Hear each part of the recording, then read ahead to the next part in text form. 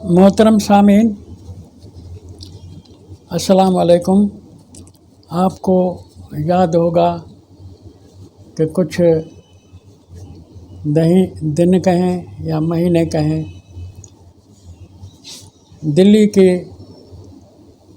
बड़ी अदालत इंडिया की सुप्रीम कोर्ट में एक शख्स वहाँ दिल्ली का सैयद वसीम रिजवी, उसने दरख्वास्त दी थी, रिट दाखिल थी कि कुरान जो है इसके अंदर 26 आयतें नबी के 3 खलीफों ने, अबू बकर, उमर, उस्मान ने मिलावट के तौर पर डाली हैं, जिनका खुलासा दहशतगर्दी है। मुसलमानों को उकसाना है कि वो आतंकवादी पर अमल पैरा हों, लोगों को लड़ें, मारें वगैरह और लूटें। ये कुरान ने उनको तरगीब दी है। अदालत मुझे बुलाए, कबूल करे मेरी दरख्वास्त को, मैं 26 आयतें ले आऊँगा, पेश करूँगा। मैं अदालत इंडिया की सुप्रीम कोर्ट को सलाम करता हूँ कि उन्होंने उसको ठुकरा दिया, रद्द कर दिया। न सिर्फ रद्द किया, उल्टा उसके ऊपर जुर्माना भी डाला 50,000 कि तुमने ये जुर्म किया है, क्योंकि वो जानते थे सुप्रीम कोर्ट तक जो पहुंचा है कोई मामूली आदमी तो नहीं होगा इल्म के लिहाज से। जिनका फाउंडर, आज़ादी का हीरो महात्मा गांधी, वो तकरीर करे और कुरान पढ़ के फिर बात करे, तो दूसरे लोगों ने कुरान को नहीं पढ़ा होगा। विनोबा भावे मुसलमानों में काम करता था इस्लाही, तो उसको काम करते करते ये सूझी कि क्यों न मैं कुरान का तफसीर लिखूं, कुरान से इनको समझाऊं। उसने कुरान पर तफसीर लिखी।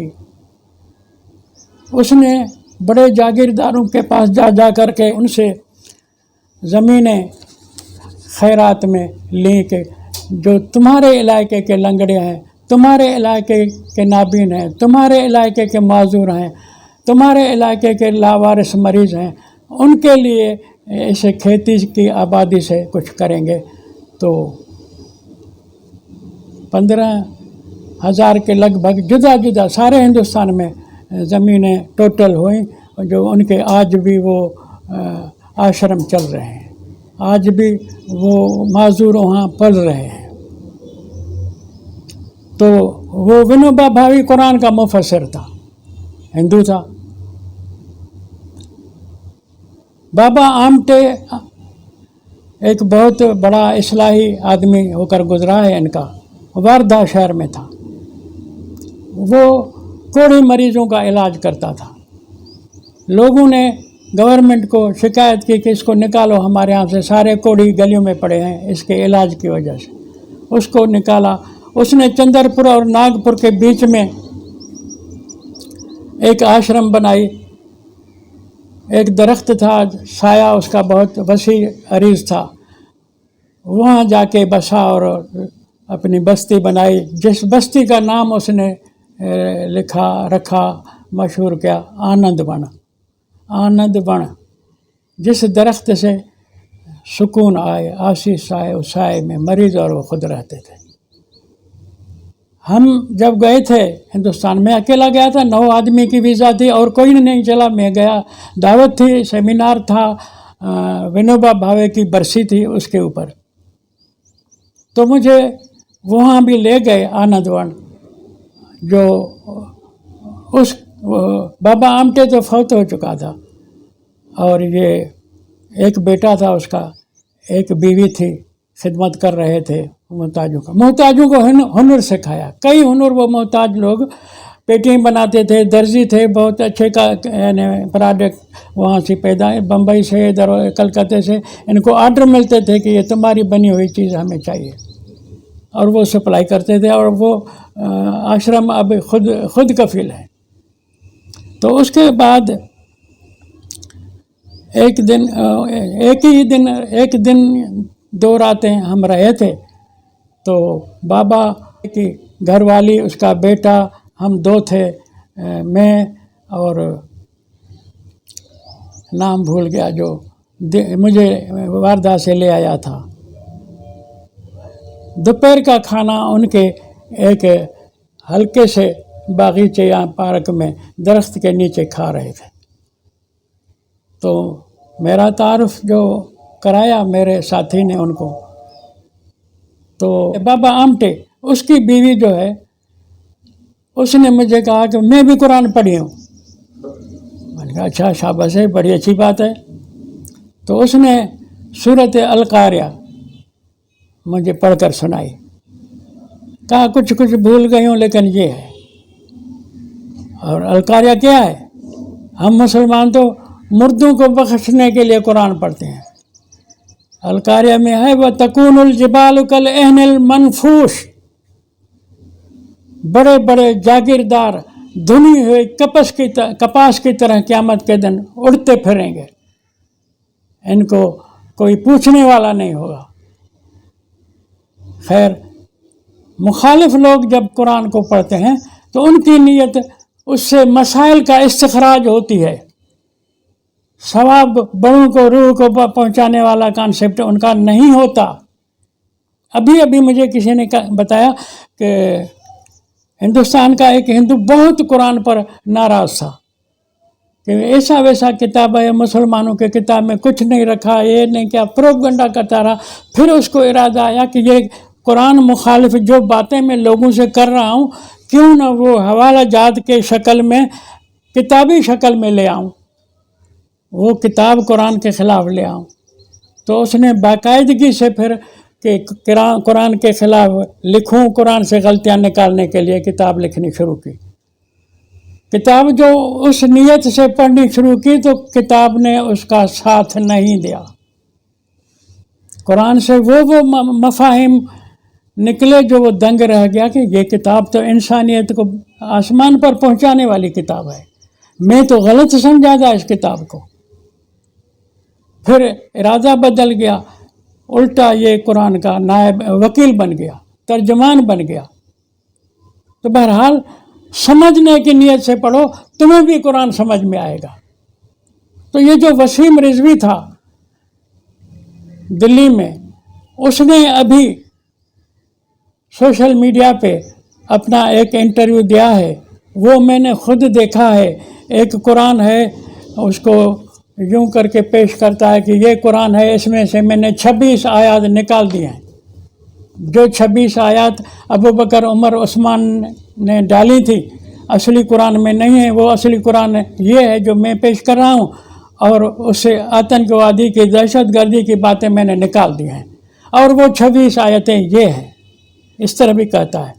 और वो 26 आयतें मैंने नहीं, मेरे दोस्त हैं पिंडी में, गुजरात में, एक बेचारा कत्ल हो गया, रिटायर फौजी था, कुरान से बहुत उसकी मोहब्बत थी और इल्मियत थी कुरान की, बशीर खान या ऐसा नाम था, और मेरे साथ रब्ता होता था। हर बात पे मुझे बताता था कि ये चीज़ मैंने पढ़ी, ये चीज़ मैंने तेरी पढ़ी, ये चीज़ मैंने। उसको किसी ने, अहल हदीस ने, कोई हदीस के परस्तार ने उसके साथ टक्कर था, मुझे कह रहा था कि मुझे धमकियाँ देते हैं, और मार दिया गया, वो कत्ल हो गया। दूसरा भी रिटायर फौजी है, वो भी गुजरात से आगे देवना मंडी का था। मैं उसके घर भी गया था, रात को देवना मंडी में रहा था।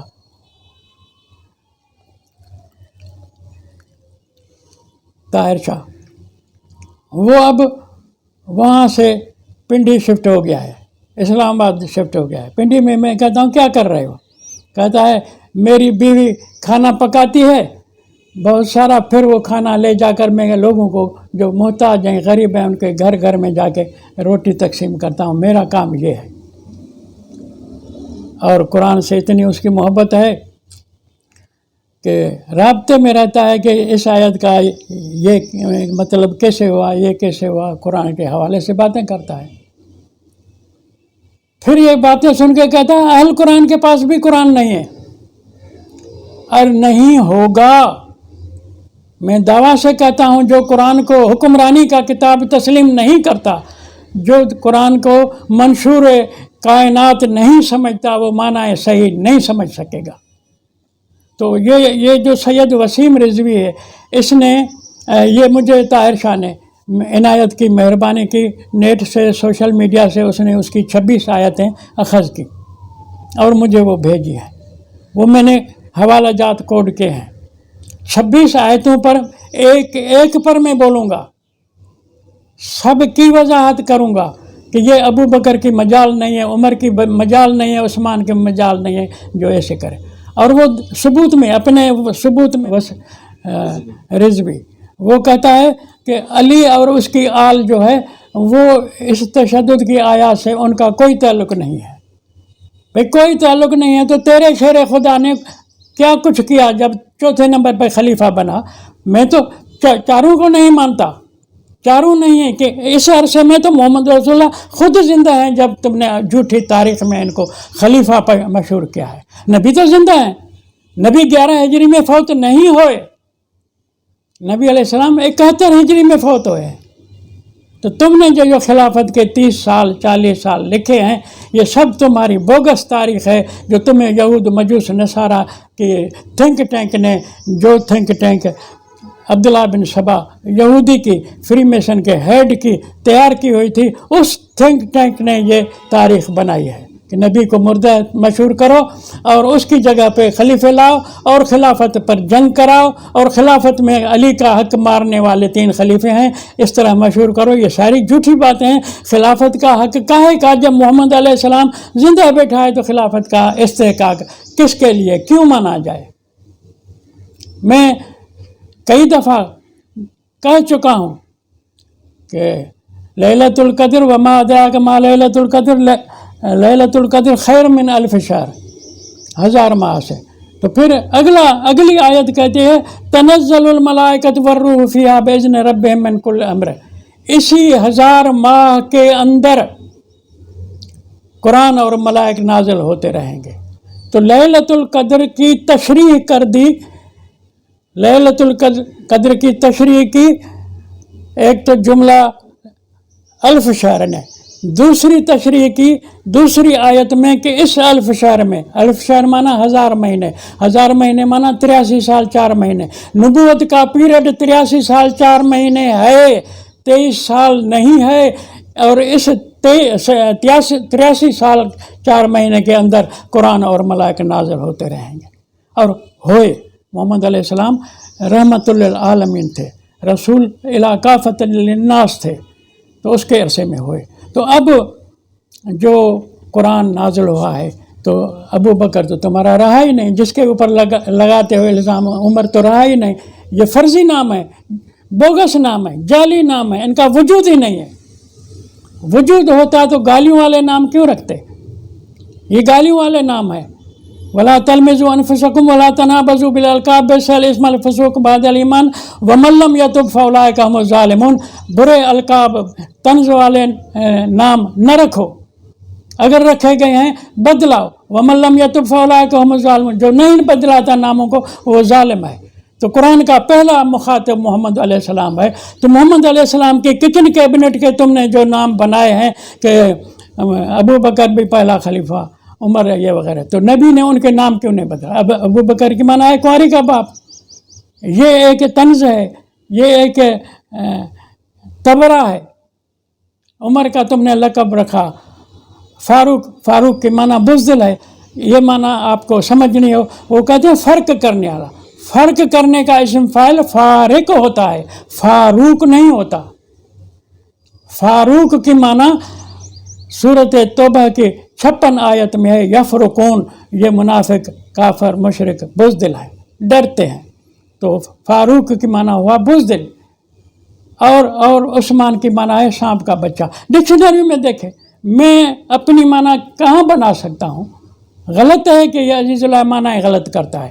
میں نے تمہاری ڈکشنری سے لیے ہیں, تمہارا علم اللغت تیار کردہ, اس کے اندر یہ معنی لکھی ہوئی ہے. تو یہ جو دلی کا وسیم رضوی کہتا ہے 3 خلیفوں نے, 3 خلیفوں کا وجود کہاں سے آیا؟ جھوٹ فرماتا ہے کہ 3 خلیفوں نے. قرآن نبی کے ہوتے ہوئے نازل ہوا ہے, نبی ان 30-40 عرصوں میں سالوں میں زندہ بیٹھا ہے, خلیفے ہیں نہیں. تم نے خلیفوں پہ الزام لگایا, وہ دور تو محمد رسول اللہ کا ہے. پھر تیرے الزام کی بنیاد کہاں رہی؟ تو خیر میں 26 آیتوں میں سے ایک ایک آیت پر بولوں گا. میں آج فی الحال 2 آیتوں پر جو کہ سبجیکٹ کے حوالے سے دونوں ایک ہیں، اس لیے ان 2 آیات کو پہلے لاتا ہوں. وہ ہے، اس رضوی نے کہا ہے کہ قرآن میں فَكُلُوا مِمَّا غَنِمْتُمْ حَلَالًا طَيِّبًا وَاتَّقُوا اللَّهَ إِنَّ اللَّهَ غَفُورٌ رَحِيمٌ. کھاؤ تم اس مال سے جو غنم تم جنگ کے ذریعے تمہیں ملا ہے، حلال اور طیب کر کے کھاؤ. تو اب اس کو کہتا ہے یہ ابو بکر عمر نے لائی ہے.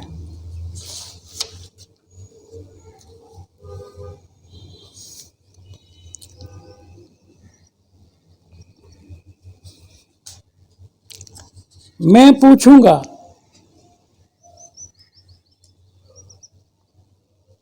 کہ ابو بکر عمر تو وہاں تھے ہی نہیں، فرضی نام ہے، ان کا وجود ہی حدیثوں کی پیداوار ہے. حدیث جب بوگس ہے تو اس کے رجال کارناموں کے افراد وہ کہاں سے آئیں گے؟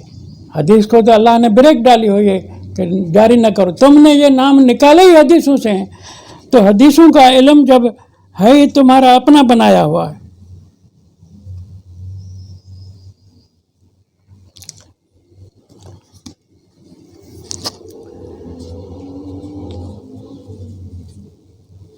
تو اب یہ مال غنیمت، یہ دیکھیں، یہ اس نے جو 26 آیتوں کا انتخاب ہے، یہ سورۃ توبہ، سورۃ انفال کی کچھ زیادہ ہی ہیں، اس کے علاوہ بھی ہیں.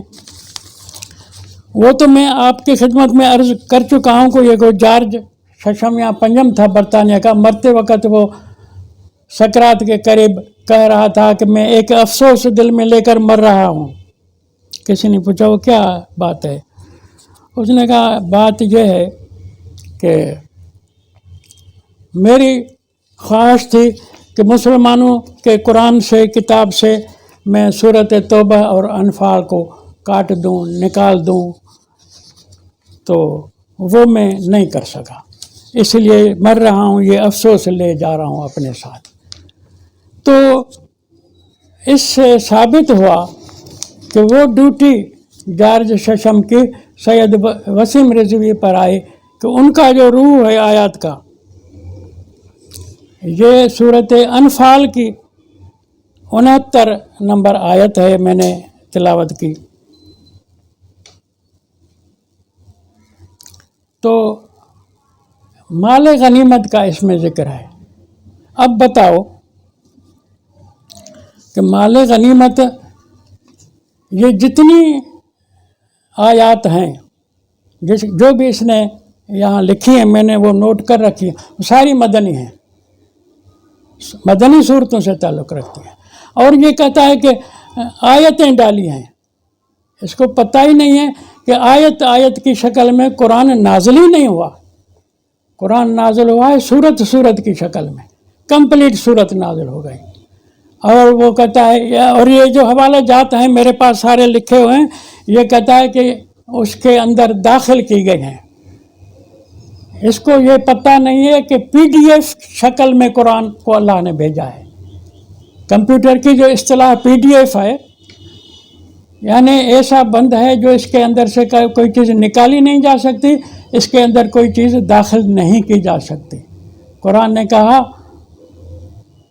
اِنَّكَ لَتُلَقَّى الْقُرْآنَ مِن لَّدُنْ عَلِيمٍ حَكِيمٍ.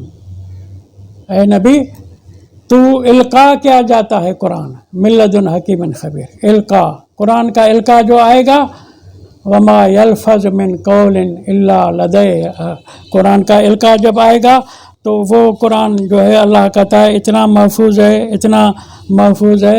انہ لقول رسول کریم. اب رسول جب بتائے گا قرآن اللہ سے ملا ہوا، وما یبدل القول لدیہ، اس کے فیصلے نہیں بدلتے، اس کے قول نہیں بدلتے، اقوال نہیں بدلتے، سالم اقوال، سالم فیصلے، سالم قوانین لوگوں تک محمد پہنچائے گا. یہ PDF ہے قرآن اللہ کی جانب سے. تم نے، سعودی نے अपना मुंह काला क्या है कि बूजी कुरान के नाम से मार्केट में नेट पे कुरान लाया है जिसके अंदर कई हरूफ मिलावट वाले हैं। अब ये सऊदी मुसलमानों का मजहबी पेशमाम बना करके साम्राज्य ने दिया है। मुझे मोहम्मद अमीन खान खोसो प्री पार्टीशन कांग्रेस के टिकट पे बेजारानी सरदार के मुकाबले में इलेक्शन में खड़ा हुआ था, फौत हो गया। मेरी मुलाकात थी उससे, तो बड़ी उम्र का आदमी था, चिड़चिड़ापन उसके तबीयत में ज़्यादा थी। तो मैंने उसे कहा भुट्टो की यानी इलेक्शन 70 वाली हो गई थी, इक़्तिदार नहीं मिला था। तो मैंने कहा फैसलाबाद, खबर नहीं उन दिनों लायलपुर था, लायलपुर के फ्री मेसन लॉज ने, वो बैन नहीं थी अभी तक, फ्री मेसन के लॉजेस चलते थे और काम करते थे। उनकी मीटिंग में फैसला, एक रेजोल्यूशन पास हुआ है कि जुल्फ़िकार अली भुट्टो को इक़्तिदार दिया जाए। टक्कर मुजीब से था। तो मुझे मोहम्मद अमीन खान ने डांट पिटाई कि क्यों नहीं, फ्री मेसन ने मुल्क बनाया, उनको हक पहुँचता है जिसको वज़ीर आज़म के लिए नामजद करें। उसने फिर इस तव में आकर, जलाल में आकर मुझे कहा पाकिस्तान तो फ्री मेसन ने बनाया, सऊदी हुकूमत भी फ्री मेसन ने बनाई है। और मोहम्मद अमीन खान, मैं शायद पहले बता चुका हूँ कि मौलाना उबैदुल्लाह सिंधी मक्का में रहते थे, ये जाली मक्का जो अभी है इसमें रहते थे। तो उसके दिल ने चाहा कि मैं वापस हिंदुस्तान जाऊँ। जिद्दे में गया, इंडियन कौंसल खाने से, बरतानवी कौंसल खाने से मिला कि मुझे वीज़ा दो, मैं वापस जाऊँ। तो उन्होंने कहा कि लंदन से हुक्म आया है कि ज़मानत तलब करो कि ये वहाँ जाकर कोई सियासी काम नहीं करेगा। तो इसने इधर राब्ते किए, पता लगा मोहम्मद अमीन खान को कि वहाँ इसके लिए ज़मानत चाहिए। तो वज़ीर आज़म शहीद अलाबश सुमरो था यहाँ, उसको कहा कि तुम ज़ामिन पढ़ो। तो वो ज़ामिन हुआ, फिर वहाँ से वीज़ा मिली, यहाँ आया। तो मोहम्मद अमीन खान मौलाना उबैदुल्लाह सिंधी से अच्छा ताल्लुक़ रखते थे, सियासी शऊर के लिहाज से उसकी अच्छी मालूमात थी। तो उसने कहा ये सारा मुल्क फ्री मेसन चला रही है। खैर, तो मैंने अर्ज़ किया कि ये जो दिल्ली का रिजवी साहब है, वसीम रिजवी साहब है, इसने जो 3 खुलफा के नाम से ये 26 आयात मंसूब की हैं 3 खुलफा के वक़्त, तो मोहम्मद रसूलुल्लाह ज़िंदा बैठा है। सारे आलम इस्लाम के मौलवियों को चैलेंज करता हूँ, मैंने तो किताब लिखी है तारीख़ इस्लाम कुरान की रोशनी में, जिसमें रसूल अलैहिस्सलाम की हयाती कुरान के हवाले से मैंने पेश की है। तो वो टोटल 123 साल 4 महीने है और नबूवत का पीरियड है 83 साल।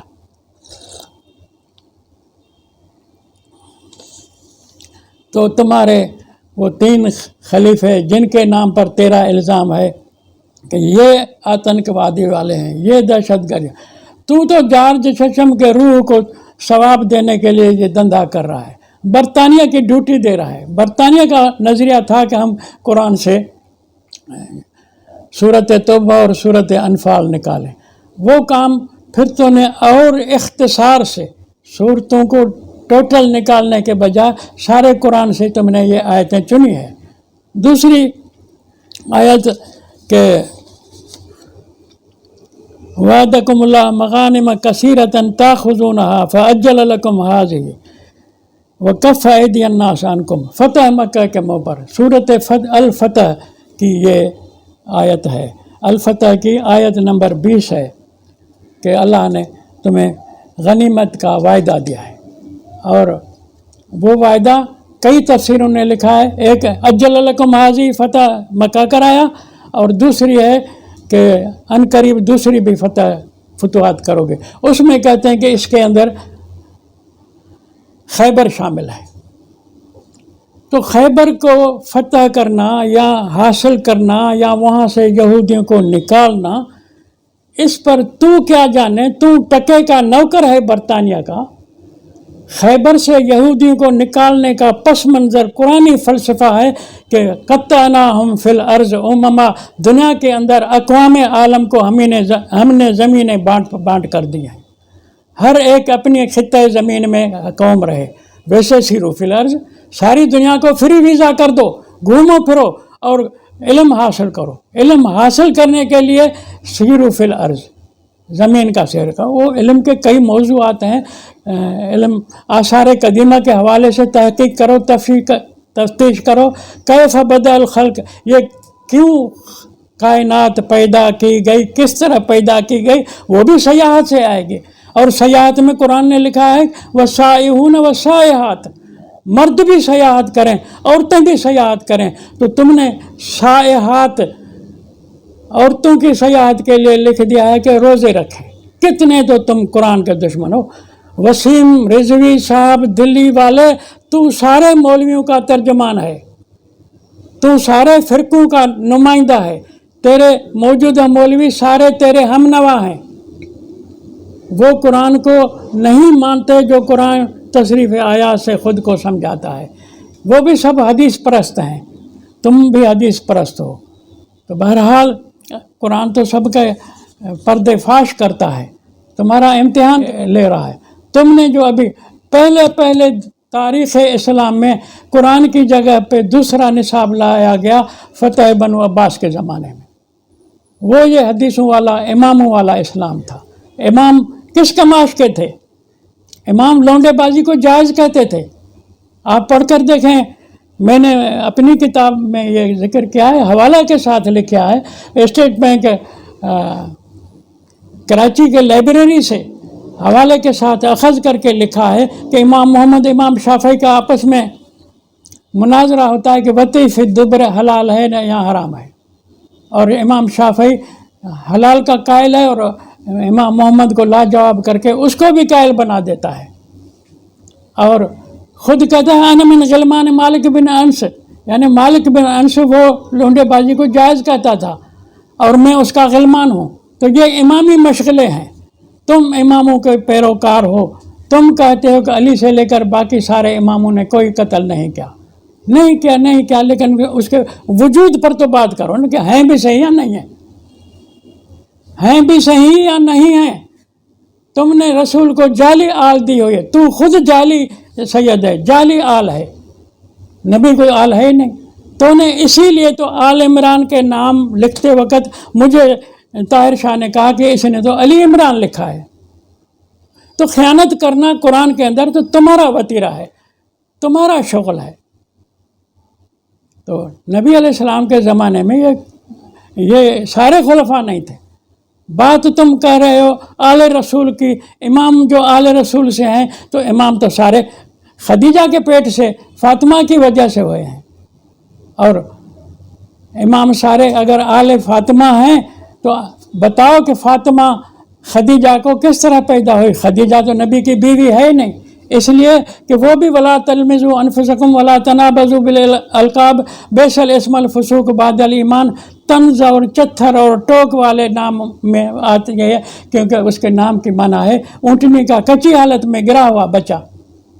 अब बताओ कि मोहम्मद अलैहिस्सलाम को हुक्म है कि मिटाओ नाम, बदलाओ नाम, अच्छी माना वाले नाम रखो।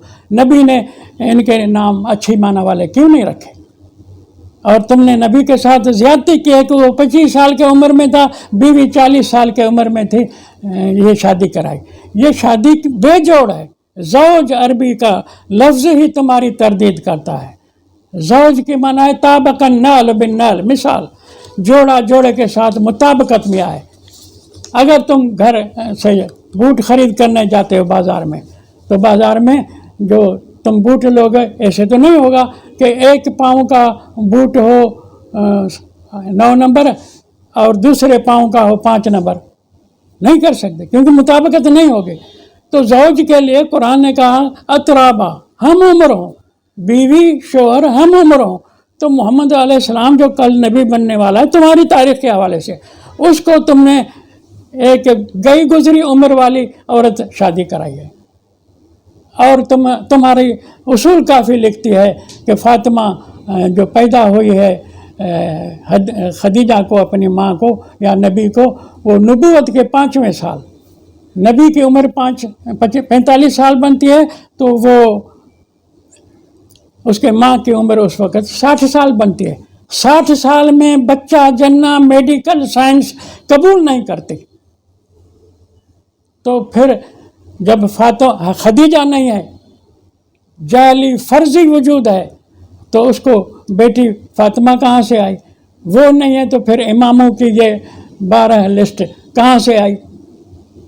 تو تم ریت پر محل بنا رہے ہو، کوئی جڑ نہیں ہے تیرے نظریات کو، خیالات کو، اقوال کو، تو تم کہہ رہے ہو خیبر کے لحاظ سے، تو خیبر میں تو جنگ ہو ہی نہیں ہے۔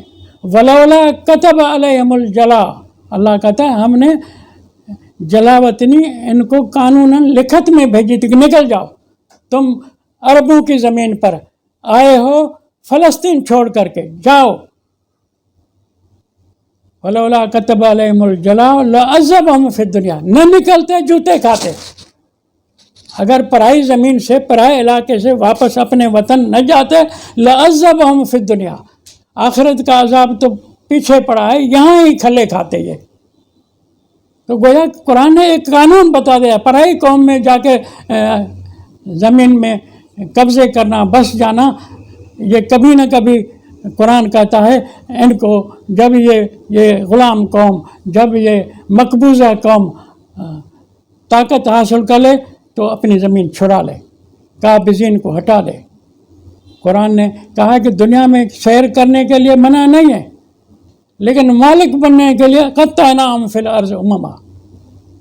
12 قبیلے تھے بنی اسرائیل کے، ان 12 کے اندر بھی تقسیم ہوئی ہے، نہ صرف زمین کی، قد علم کل اناس بمشربہم، یا ایسا کوئی جملہ ہے، سب نے پانی پینے کا اپنا اپنا نہر، چشمہ طے کر لیا تھا، پہچان لیا تھا، نامزد کر لیا تھا۔ پانی بھی جدا، زمین بھی جدا، پانی بٹا ہوا تھا۔ اس مسئلے پر قرآن بہت باتیں کر چکا ہے، اور جو ڈیم سازی کا ہے، قرآن کہتا ہے کہ تمہیں مجال نہیں ہے کہ تم ڈیم کی ٹیکنالوجی کو کامیاب کر سکو۔ سورۃ حجر میں ہے کہ پانی کا ذخیرہ تم نہیں کر سکتے، پانی کے ذخیرے سے پھر زلزلے بھی آتے ہیں، قومیں ادھر سے ادھر، اوپر سے نیچے، نیچے سے اوپر ہو جاتی ہیں۔ تم دنیا کو سائنس کے مطابق چلاؤ، سائنس کا علم ماخوذ ہے قرآن سے، قرآن کو کوئی غور کر کے پڑھتا نہیں ہے، پڑھتے ہیں تو یہ کافر پڑھتے ہیں، مسلمان قرآن کو سمجھنے کی نیت سے نہیں پڑھتا۔ تو بہرحال یہ جو رضوی صاحب ہیں دلی کے، اس نے جو 26 آیتیں دی ہیں، تو ان میں سے جو 2 آیتیں ہیں سورۃ فتح کی، دوسری سورۃ انفال کی، میں نے آپ کے سامنے پیش کی۔ انفال کی آیت کا نمبر 69 ہے اور سورۃ فتح کی آیت کا نمبر 20 ہے۔ یہ مغانم مدینہ کی بات ہے، مدینہ کے اندر نبی کی ساری جنگیں ہوئی ہیں، مدینہ سے باہر، مدینہ مطلب حجاز میں جنگیں ہوئی ہیں، حجاز سے باہر ایک بھی جنگ نبی علیہ السلام نے نہیں کی۔ اور کسی کو اسلام قبول کرانے کے لیے قرآن میں منع ہے کہ کسی پر، اسی صورت قدر میں سلام ہی حتی مطلع الفجر تنزل الملائکۃ والروح فیہا بإذن ربہم من کل امر، سلام، قرآن نازل ہوگا لیکن سلامتی کے لیے۔ سلامتی کیسے؟ اتنا بتاؤ، اتنا سمجھاؤ، اتنا لوگوں کو ذہن نشین کراؤ، ہی حتی مطلع الفجر، جیسے کہ اس کے سامنے سورج کی روشنی کی طرح حقیقت کھل جائے۔ قرآن نے کبھی بھی جنگ کی، ہاں قیامت تک اجازت ہے، حکم ہے، کسی کا وطن چھینا جائے، گھر چھینا جائے، تم کو حکم ہے اس محروم کی مدد کر کے اس لٹیرے کو واپس کرو، بھیجو اپنے واپس وطن میں، اور ان کا وطن آزاد کراؤ مل کر کے۔ تو برطانیہ نے یہاں آ کر کے سارے ہندوستان پر تو کیا، لیکن مشرق بعید، مشرق وسطیٰ، بر صغیر سب پر قبضے کیے تھے، اور ان قبضوں کو پائیدار رکھنے کے لیے انہوں نے دیکھا قرآن ہم سے لڑے گا، انہوں نے اس وقت سمجھا تھا. میں آپ کو بات کروں، جنگ آزادی ہوئی جس کو انگریزوں نے غدر کا سال مشہور کیا. وہ جنگ آزادی جس کا نام یہ رکھتے ہیں، اس موقع پر قاسم نانوتوی بڑا عالم تھا، ہندوستان کا بہت بڑا عالم تھا. میرے خیال میں اس کے برابر کا عالم کوئی مشکل ہو.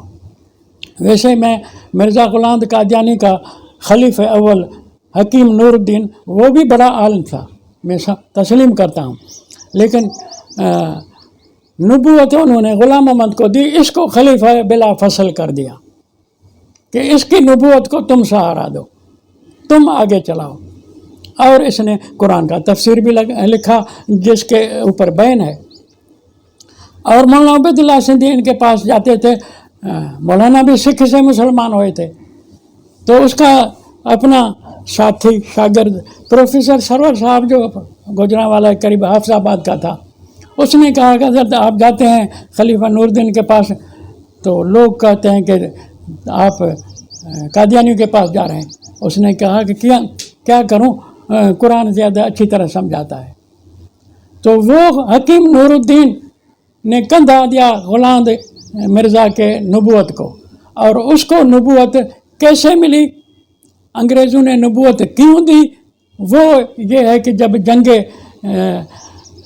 جب آزادی کی 1857 کی جنگ میں قاسم نانوتوی لیڈر تھا جنگ آزادی کا، اس کو قابو کیا کہ تیری سزا پھانسی ہے، اوروں کو پھانسی دی، تجھے پھانسی دیں گے. 2 کام کرو گے تو پھر پھانسی معاف، ہمارا دوست ہے. 2 کام کون سے؟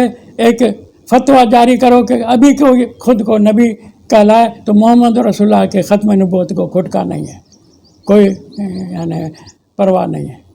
دوسری فتویٰ دوسرا شرط یہ ہے کہ ایک مدرسہ کھولو، اور مدرسے کے اندر یہ حدیث کی کتابیں بخاری، مسلم، ترمذی، ابو داؤد، ابن ماجہ، نسائی پڑھاؤ، اور تیار کرو عالم جو سارے ہندوستان کے مدارس میں جا کے پڑھائیں.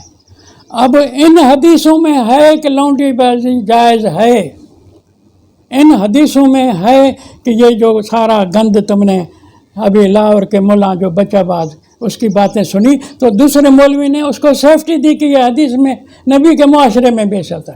یعنی مولوی خود کو بچانے کے لیے نبی کے صحابہ پر بھی گند اچھال رہے ہیں. تو میں نے کہا وسیم رضوی صاحب، مولوی سب تیرے ساتھی ہیں، کوئی اور تو نے جو آیات پیش کی ہیں اس میں وہ مولوی جواب نہیں دے سکتے، کیونکہ ایک آیت میں ہے کہ جو آیات کے منکر ہیں وہ آیات کے ساتھ لڑتے ہیں، وہ کافر، وہ منافق، وہ مشرک ہیں. تو آیات سے ملا نہیں لڑ سکتا کیونکہ وہ حدیث کا پیروکار ہے. حدیث آیات کو قبول کرے گا تو حدیثوں سے دستبرداری اس کو ہوگی، کرنی ہوگی. آیات سے کو قبول کرنے سے حدیث سے دستبرداری کرنی ہوگی.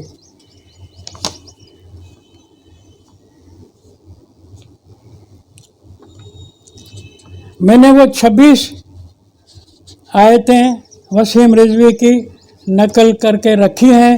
2 آیت پر آج میں نے گزارش کی کہ یہ مال غنیمت جو ہے جنگ میں، یہ تو اپنوں نے ظلم کیا تھا نبی علیہ السلام پر، اس کو نکالا تھا مکے سے. نبی کو تو اللہ کا حکم تھا کہ تو ابراہیم کا جانشین ہے، یہ مکہ یہ گادی ہے ابراہیم کی. جیسے ابراہیم دنیا بھر کے لیے ہادی تھا، مہدی تھا، تو بھی ہادی اور مہدی ہے ساری دنیا کے لیے. تو اب جو وہاں مشرکین مکہ براجمان تھے، ان کو کہا محمد علیہ السلام نے کہ یہاں قرآن کی حکومت چلنی ہوگی، تو انہوں نے انکار کیا. پھر ٹکراؤ بڑھ گیا تو نبی کو قتل کرنے کے لیے وہ آمادہ ہوئے. نبی علیہ السلام کو حکم ہوا کہ تو ہجرت کر کے جا، تیاری کر کے پھر آ، یہ تجھے میں دلا دوں گا. تو یہ نبی کو بے وطن کرنا، بے گھر کرنا، اپنے شہر سے نکالنا، ان کے ساتھ لڑنا آج بھی جائز ہے، آج بھی حق ہے. ان کا قبضے شدہ مال وہ سارے فوجیوں کا ہے، سارے سپاہیوں کا ہے. وہ مال غنیمت اپنے وہ سب اپنے تھے، نبی کے ساتھی وہ مکے سے ہجرت کر کے گئے تھے. ان کے مال لوٹے تھے جو ٹیم تھی ابو لہب کی، اس ٹیم والوں سے لوٹ کے اصل غریب و مسکینوں کو دلانا، یہ کون سی کوئی زیادتی ہے؟ یہ تو ان کا حق تھا۔ تو یہ غنیمت کی کل 2 آیتیں لائی ہیں وسیم نے، تو اس کو پتہ ہی نہیں ہے کہ مدنی صورتوں کی یہ آیتیں ہیں۔ مدینہ اپنے وطن کی بات ہے، اپنے وطن میں نبی کو حق ہے کہ جن کے گھر لوٹے گئے ہیں ان لٹیروں سے چھین کر کے ان کو دلاؤ، اور دلائے گئے۔ تو یہ بات قرآن نے کہا، یہ کہاں قرآن نے لکھا ہے کہ تم اسپین میں جاؤ، تم فارس میں جاؤ، وہاں جنگ کرو؟ یہ کہیں بھی قرآن میں نہیں ہے۔ چیلنج ہے میری وسیم رضوی کو کہ حجاز سے باہر جنگ کی ایک آیت بھی نہیں دکھا سکتا۔ یہ جو قرآن میں ہے کہ وعدکم اللہ مغانم کثیرۃ تاخذونہا، اس میں یہ علاقے ایسے بھی ہیں جن کے لیے قرآن میں یہ آتا ہے کہ تمہارے پاؤں بھی وہاں تک نہیں گئے۔ تو وہ پاؤں والے علاقہ یہ خیبر والا ہے، حجاز کے ہیں، جس کے اندر یہاں بھی علاقہ غیر ہے۔ مثال علاقہ غیر میں ریاستی قوانین چلتے ہیں، علاقہ غیر میں کوئی کنٹرول نہیں ہوتا باہر کا۔ تو وہ کناروں کے جو بات تھے علاقے، ان کی بات قرآن نے کی ہے۔ قرآن نے باہر کی بات نہیں کی کہ اپنے خطے سے نکل کے باہر لوگوں سے لڑو۔ باہر کے لوگوں کے لیے جب قرآن نے محمد علیہ السلام کو حکم دیا ہوا ہے کہ علیک البلاغ و علینا الحساب، تجھے فکر اور نظریہ پہنچانا ہے، حساب ہماری ذمہ داری ہے۔ تمہیں لڑنا نہیں ہے، جنگ نہیں کی جائے گی اسلام کے لیے۔ حقوق چھینے جائیں لڑنا ہے، کسی کی دھرتی کسی سے چھینی جائے، وہ کون بھی ہو، مذہباً تمہارا ہے یا نہیں، مظلوم ہے، حقدار ہے، اس کے فیور میں لڑو، ظالم سے لٹیرے سے جنگ کرو۔ تو قرآن کو لوگوں نے سمجھا ہی نہیں۔ قرآن تو ہدی للناس کتاب ہے، مسلمانوں کے لیے مخصوص نہیں ہے، مومنوں کے لیے مخصوص نہیں ہے، انسان ذات کے لیے۔ اسی طرح قرآن کے ساتھ محمد علیہ السلام بھی انی یا ایھا الناس انی رسول اللہ علیکم جمیعا، اے دنیا بھر کے انسانوں میں تمہارے لیے اللہ کا رسول ہوں، سب کے لیے۔ وہ مکہ، وہ کعبہ، اس کے لیے بھی ہے کہ یہ ہم ناس کے لیے بنا رہے ہیں۔ یہ جعلی مکے پر اس کو یہ شاخ بڑھانے کے لیے انہوں نے کہا غیر مسلم نہیں آ سکتا، غیر مسلم اس جعلی مکے میں نہیں آ سکتا، لیکن برطانیہ کے حکم چل سکتے ہیں یہاں، اور وہ چلا بھی رہے ہیں۔ اس کا بڑا لمبا تفصیل ہے، جو ابھی یہ 26 آیتوں میں سے 2 آیتوں پر بولا ہوں، باقی 24 پر جو پیش کریں گے تو وہ مثال بھی آپ کی خدمت میں پیش کریں گے انشاءاللہ۔